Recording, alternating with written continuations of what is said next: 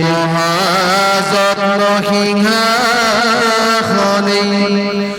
বহিয়া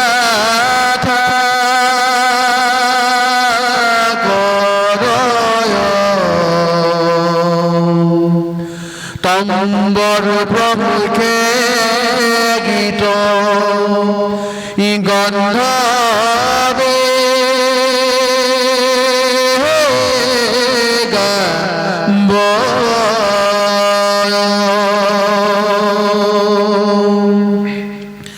তাহা গহনয় যিটো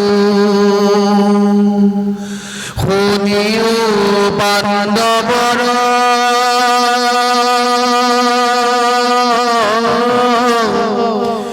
বিদ্যাধৰ বাবে মুনি সবে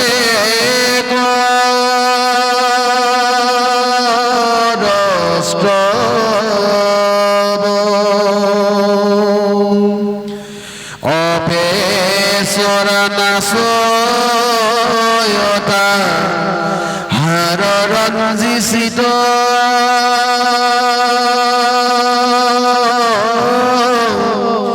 তিনি জগত কামবে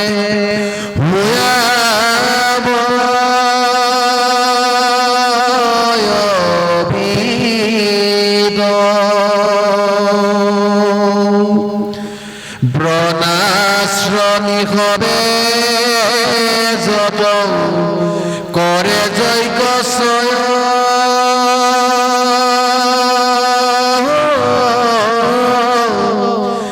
নিশেষ ভাগত সিটো আপুনি লব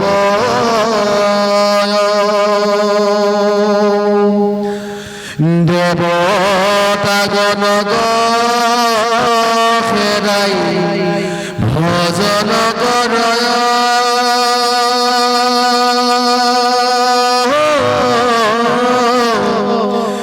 দেৱগণ মৰা যেন চাহিয়া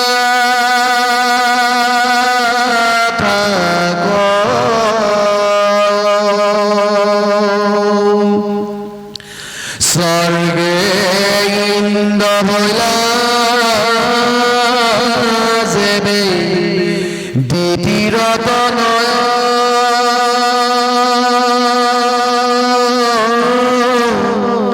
সত্ৰ দীপা পৃথিবীত ভৈল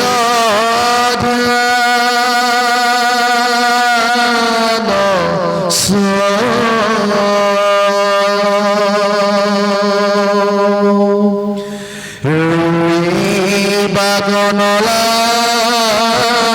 দেয়াৰ এলোকৰ সম্পদ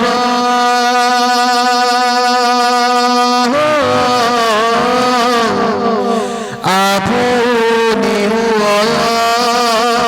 শস্য সমস্ত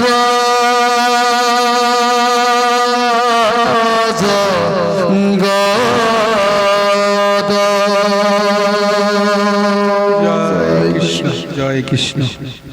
পৰম শ্ৰদ্ধা গুৰু সমস্ত ভক্তিপ্ৰাণায় মাতৃ সমস্ত সবাৰ কোটি কোটি প্ৰণিপাত ভক্তি ভৰা সেৱা নিবেদন কৰি ইতিমধ্যে প্ৰভুজনে এৰি থৈ যোৱা অংশৰ পৰা আমি মহাভাগৱতৰ সপ্তম স্কন্ধৰ যি মহাভক্তিৰ মহাৰহস্য তত্ত্ব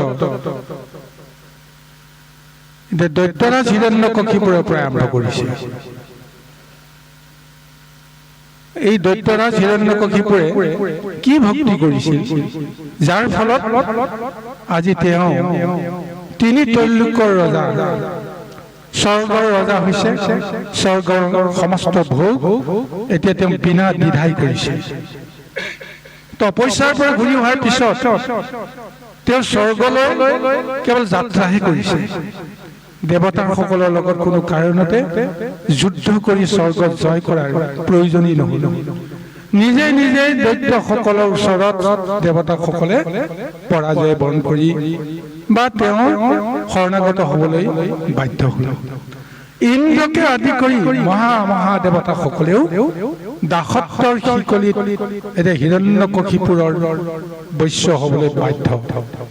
এতিয়া এই দেৱতাসকলে হিৰণ্যকশিপুৰৰ গা মালিচ কৰিব লগা হ'ল। হিৰণ্যকশিপুৰৰ সমস্ত কৰ্ম তেওঁলোকে কৰি দিব লগা হ'ল। আৰু এতিয়া ইন্দ্ৰৰ গুণগান নচলে, ব্ৰহ্মা বিষ্ণু মহেশ্বৰৰ গুণগান নচলে, কেৱল হিৰণ্যকশিপুৰৰ গুণগান চলে। যি দেৱতাসকলে অপ্সৰাসকলে সদায় বিষ্ণুৰ গুণগান কৰি আছিল, নৃত্য গীত কৰি আছিল, এতিয়া হিৰণ্যকশিপুৰৰ গুণগান গাবৰ কাৰণে তেওঁলোক বাধ্য হৈ আছে। বাৰু এইখিনি পাইছো। এই মহাভাগৱতে এনেকুৱা এটা বৰ্ণনা দিছে, ভাবিলে আচৰিত লাগে যে কি মহাশক্তি আছিল হিৰণ্যকশিপুৰৰ, যাৰ ফলত এতিয়া শেষৰ পদটো উল্লেখ কৰিছে, স্বৰ্গে ইন্দ্ৰ ভৈলা যেবে দ্বিতীয় তনয়, সপ্ত দীপা পৃথিৱীতো ভৈল ধ্যান ছয়, ৰুইবাক নালাগে আৰু লোকৰ সম্প্ৰত, আপুনি হুৱৈ শস্য সমস্ত জগত। এতিয়া দেৱতাৰ ৰাজত্ব কালতো জগতত শস্য মৎস্যৰ কাৰণে জীৱকুলে কৰ্ম কৰিব লগা হয়, শস্যৰ কাৰণে খেতি কৰিব লগা হয়, খেতি কৰিলে শস্য পায়। কিন্তু যেতিয়াই হিৰণ্যকশিপুৰে স্বৰ্গৰ ৰাজ্যত ইন্দ্ৰৰ সিংহাসনত বহিল, অৰ্থাৎ তেওঁ ইন্দ্ৰ ৰূপে তেওঁ কি হৈ গ'ল, জনাজাত হৈ গ'ল। আৰু তেতিয়াৰ পৰাই গোটেই সপ্তদ্বীপা পৃথিৱীত কোনেও খাদ্যৰ কাৰণে কেতিয়াও কষ্ট কৰিব লগা নাই। আপোনা আপুনি শস্য হয়, সেই আপোনা আপুনি খোৱা শস্যতে সমস্তই ভোগ কৰি আহাৰ হিচাপে সমস্তই আনন্দৰে ভোগ কৰাৰ এটা সৌভাগ্য পাইছে। চাওকচোন কি ডাঙৰ ৰহস্য। দেৱতাৰ দিনতো কষ্ট নকৰিলে মনুষ্যই খাব নাপায়, সেই অসুৰৰ দিনত দৈত্যই যেতিয়া স্বৰ্গৰ আসনত উপবিষ্ট হ'ল, হিৰণ্যকশিপুৰে যেতিয়া উপবিষ্ট হ'ল, কোনেও কাম বন নকৰাকৈ খোৱাৰ সময়ত কেৱল খাব লাগে, নিজে নিজে শস্য উৎপাদন হৈ থাকে। কি মহাশক্তি আছে। গতিকে এই কাৰণে কোৱা হৈছে, অজানিতে তেওঁ যে ভক্তি কৰ্মই কৰি আছে, অজ্ঞান অন্ধকাৰ থকাৰ কাৰণে তেওঁ জনা নাই নিজে কি মহত্ব কাৰ্য সাধন কৰি গৈছে। ব্ৰহ্মাৰ পৰা যিটো বৰ পালে, এই বৰ পাই এতিয়া দেৱতাসকলেও তেওঁক বাট এৰি দিব লগা হ'ল, বা দেৱতাসকলেও বিনা বাক্যে তেওঁৰ চৰণত শৰণাপন্ন হ'বলৈ বাধ্য হৈছে। গতিকে কি মহাশক্তিয়ে আজি তিনি তুল্যক ভোগ কৰিছে দৈত্যৰাজ হিৰণ্যকশিপু। যদি ভক্ত নহ'লহেঁতেন, তেওঁ এইখিনি শক্তি সামৰ্থ্য লাভ কৰিব পাৰিলেহেঁতেন। গতিকে দৈত্য মানে কি? দৈত্য হ'লে বুলি যে তেওঁ ভগৱন্তৰ পৰা তেওঁ আঁতৰি যাব, সেইটো কথা নহয়। আৰু এই কথাও আপোনাক সবে জানি লওঁ, কিহৰ কাৰণত শক্তিমন্ত হৈছে, যাৰ ফলত সমস্তই তেওঁক বাট এৰি দিবলৈ বাধ্য হৈছে। এতিয়া আৰম্ভণিতে বিষয়টো আহিব, যেতিয়া হিৰণ্যাক্ষক বধ কৰিলে, বধ কৰাৰ পিছত হিৰণ্যকশিপুৰে নিজৰ ভাতৃবধি বিষ্ণুক বিচাৰি তিনি তল্লোক চালাত কৰিলে, স্বৰ্গ মৰ্ত্য চালাত কৰিলে, ভগৱন্ত নাই। বৈকুণ্ঠলৈ গুচি গ'ল, ভগৱন্ত নাই।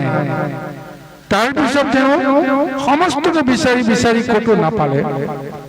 তাৰপিছত তেওঁ চিন্তা কৰিলে যে মোৰ ভয়তে বিষ্ণুৱে হয়তো প্ৰাণ ত্যাগ কৰিলে। কিন্তু কোনেও নাজানে সেইজন প্ৰভু ভগৱন্তই ক্ষুদ্ৰ ক্ষুদ্ৰ সূক্ষ্ম ৰূপ লৈ তেওঁ হিৰণ্যকশিপুৰৰ গৰ্ভতেই প্ৰৱেশ কৰিলে। হিৰণ্যকশিপুৰে যাক বিচাৰি আছে, সেইজন হিৰণ্যকশিপুৰৰ গৰ্ভতেই তেওঁ লুকাই আছে। আৰু সেই হিৰণ্যকশিপুৰৰ গৰ্ভৰ পৰাই তেওঁ সমস্ত লীলাখিনি কৰি আছে। যি হিৰণ্যকশিপুৰে ভগৱন্তক লগত লৈ ঘূৰি ফুৰে, ভগৱন্তই যাৰ হৃদয়ত বাস কৰিছে, গতিকে সেইজনক যেন কোনোবাই কিবা অপকাৰ কৰিব পাৰে? নোৱাৰে। এই কাৰণে ঈশ্বৰৰ ইচ্ছাতে আজি সমস্ত লীলাবিলাক হিৰণ্যকশিপুৰৰ জৰিয়তে আৰম্ভ কৰিছে। গতিকে ঈশ্বৰে ইচ্ছা কৰিছে যে হিৰণ্যকশিপুৰ স্বৰ্গ ৰাজ্যত উপবিষ্ট হওক। স্বৰূপতে হিৰণ্যকশিপুৰ স্বৰ্গ ৰাজ্যত উপবিষ্ট হোৱা নাই। উপবিষ্ট হৈছে কোন? তেওঁৰ হৃদয়ত থকা সেই পৰম ব্ৰহ্মপুৰুষ ভগৱন্তজন। তেওঁৰ ইচ্ছাতহে গৈ হিৰণ্যকশিপুৰে স্বৰ্গ ৰাজ্যত এনেদৰে দিব্য ভোগ কৰিছে আৰু জগতক দেখুৱাই দিছে, মোৰ নামৰ লগত সম্বন্ধ ৰখা সকলক মই কি নিদিওঁ, কি দয়া নকৰোঁ, চাই লোৱা। হিৰণ্যকশিপুৰে মোৰ শত্ৰু বুদ্ধিয়ে মোক বিচাৰি ফুৰিছে, কিন্তু তেওঁ মোৰ বাহিৰেতো বেলেগক বিচৰা নাই। এইখন সংসাৰত যিজনে অকল মোৰ বাহিৰে বেলেগক আশ্ৰয় নকৰে, বেলেগক নিবিচাৰে, মই তেওঁৰ লগত সদায় থাকিম। তেওঁ যি আশা কৰে মই সেইটো সমস্ত পূৰণ কৰিম। আজি সেই বুদ্ধিৰে ঈশ্বৰে মহালীলা কৰি গৈ আছে। আহক, দেৱতাসকল ভগৱতী হৈ আছে। এতিয়া বাধ্যত পৰি তেওঁলোকে হিৰণ্যকশিপুৰৰ বৈশ্যতা স্বীকাৰ কৰি আছে। আৰু এদিনতে ব্ৰহ্মাই তেওঁলোকক এটা জ্ঞান দিছিল যে উপযুক্ত সময়ত নিৰ্দিষ্ট ক্ষণত প্ৰভু ভগৱন্তে মহালীলা কৰি তোমালোককেই কৃপা কৰিব, চিন্তা নকৰিবা। হিৰণ্যকশিপুৰ যিমান তেওঁ শক্তিশালী নহওক কিয়, প্ৰভু ভগৱন্তে লীলাৰ কাৰণতে তেওঁ শক্তিশালী কৰিছে, কিন্তু শেষ তেওঁ কৃপা কাক কৰিব? দেৱতাসকলকে কৰিব। আৰু দেৱতাসকলৰ কাৰণেহে তেওঁ এইবিলাক লীলা কৰি আছে। এই বুজনিটো, এই জ্ঞানটো দিয়াৰ কাৰণত তেওঁলোকে অধীৰ আকাৰে সেই শুভক্ষণলৈকে অপেক্ষা কৰি এতিয়া কেৱল এতিয়া নিৰ্বিবাদ ৰূপত যেনে তেনে দৈত্যৰ পৰাও যেন কোনো কাৰণে অশান্তি ভোগ কৰিব লগা নহওঁ, তাৰ কাৰণে ধৈৰ্যৰে আজি বৈশ্যতা স্বীকাৰ কৰাৰ বাহিৰে অন্য কোনো বুদ্ধি তেওঁলোকে এতিয়া বিচাৰি পোৱা নাই। বাৰু আহক, আমি পুনৰ পৰৱৰ্তী চন্দলৈকে আগবাঢ়ি যাম। কাম দুহাহেন মহি তাহান কালত সেদি খোজে তাকলোকে দেয়ন্তৰত অৰাম আকাশত নানা মহামংগল শুভ সন্ন ভৈল সবে ভয়ে দিশয় নানা ৰত্নময় পাছে সাগৰে দিলন্ত আনু নদী গণে দধি দুগ্ধ বহিলন্ত দধি দুগ্ধ ঘৃত গুৰ ঘূৰ সাগৰ সবে অমৃত গবৰে ভৰে দৈত্ৰ চয়ন অৰম পৰ্বত দুনি ভাগ আছে অসংখ্যাত নানা ক্ৰীড়াস্থান সব আশ্ৰয় জাহাত নানা ফল পুষ্প সবে দৰতে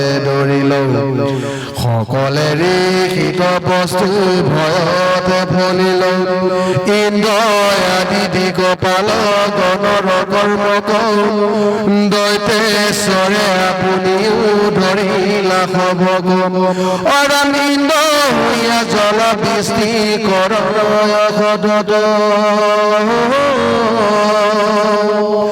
অগ্নি হৈয়া দহন শ্ৰৱণগাৰ মজত। এতিয়া চাওক, সমস্ত জগতত যি মহা পৰিৱৰ্তন হৈ গৈছে, এই পৰিৱৰ্তনটো এনেকে দেখুৱাইছে যে কম কাম নকৰাকৈ, কষ্ট নকৰাকৈ, শস্য নকৰাকৈ, খেতি নকৰাকৈ আপোনা আপুনি সেই শস্যবিলাক গজি উঠে, আপোনা আপুনি ফল ধৰে। আৰু এই সসাগৰ বসুমতীও এতিয়া সেই হিৰণ্যকশিপুৰৰ ভয়তে তেওঁ যেন সমস্ত শক্তি তেওঁ উৎপাদন কৰিবলৈ বাধ্য হৈছে।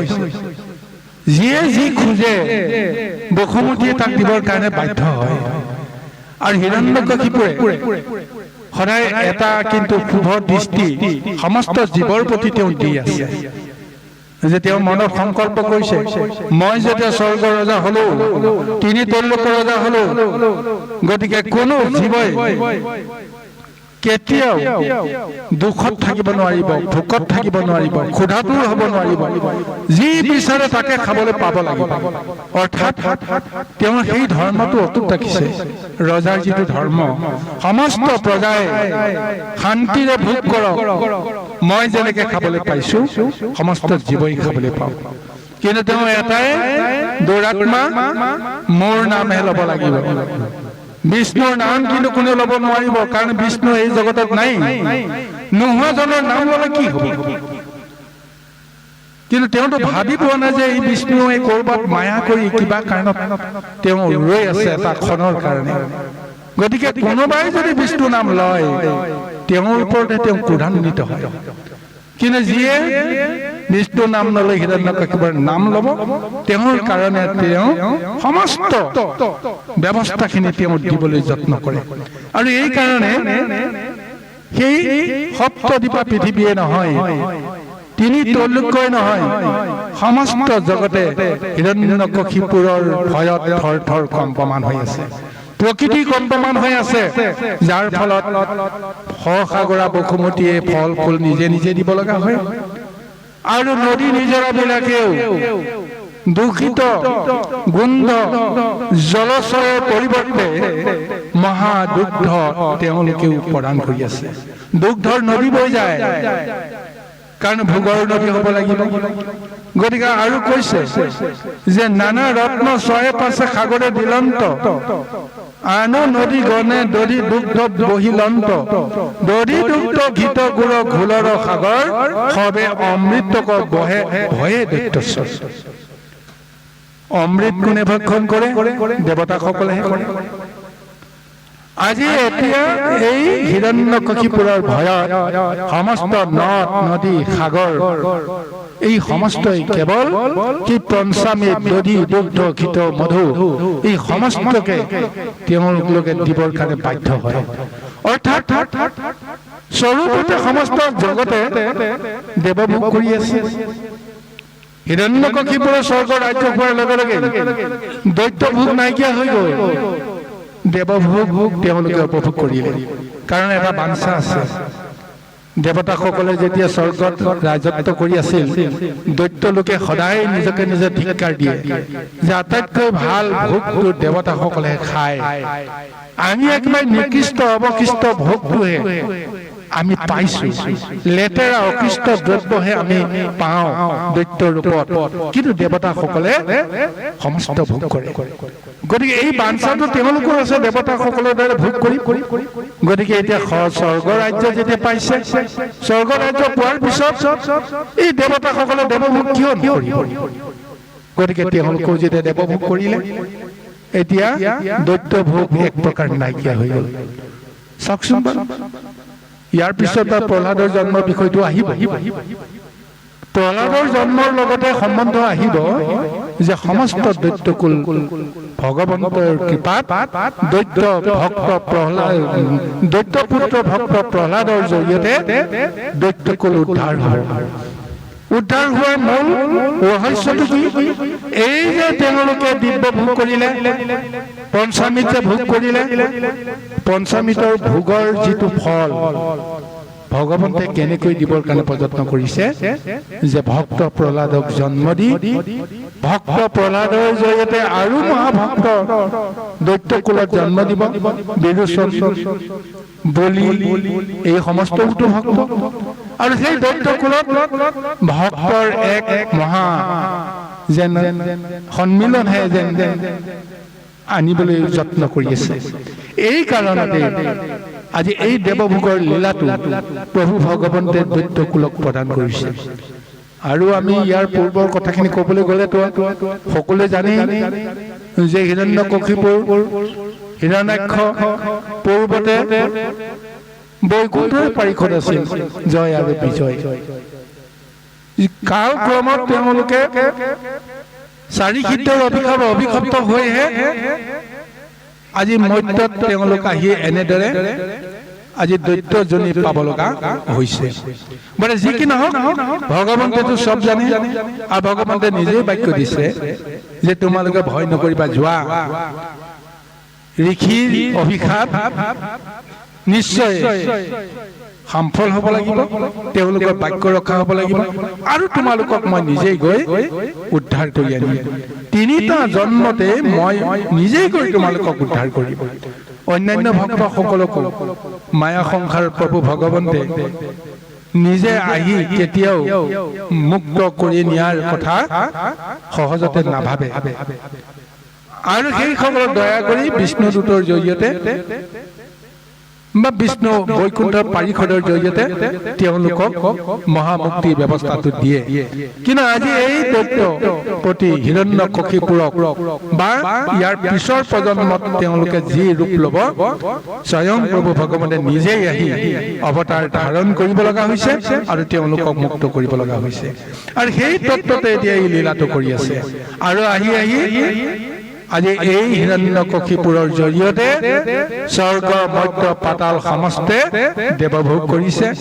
অমৃতৰ নদী বৈ গৈছে, যি অমৃতৰ কথা দেৱতাসকলৰ বাহিৰে দৈত্যসকলে কোনোদিন ভাবিব পৰা নাছিল। কিন্তু হিৰণ্যকশিপুৰে যি মহা তপস্যাৰ জৰিয়তে যিটো শক্তি পালে, সেই শক্তিৰ বলত আজি সমস্তখিনি সম্ভৱ হ'বলৈ গৈ আছে। আহক